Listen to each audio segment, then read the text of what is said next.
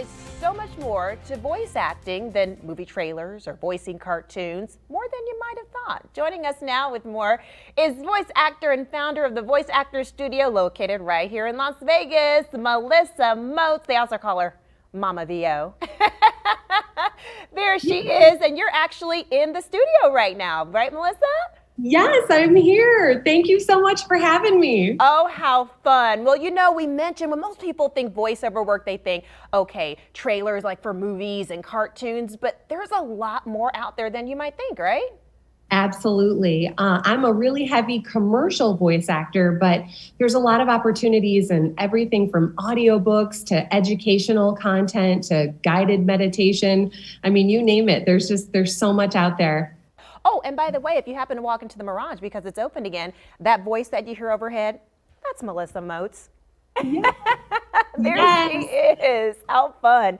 And you know what? And something that you're doing in light of, the reality of the world that we're living in right now is now you're offering virtual workshops. Yes, it has been so fun to open up our virtual doors to the world. And we've had voiceover students joining us from New Zealand, the UK, Canada, I mean, all over the place. It's been really fun to make friends all around the world. So the Voice Actor Studio going global. Yeah, we're going global, baby. I love it. Right from the heart of Vegas. And it also allows a lot of folks here in our community to connect with you in ways that they haven't been able to before, which is beneficial too. And there's a couple different ways that you can go with this, Melissa. As we were talking, you can do it more as a hobby because a lot of people have more free time on their hands now. Or, the unfortunate reality is a lot of people in our community have been laid off or maybe have to go in a different career direction. This might be a new career path. Absolutely. We have everything from people who are just curious about voice acting and they're pure hobbyists and they just want to have fun, or people who used to do like theater in their background, who just miss it. They miss performing.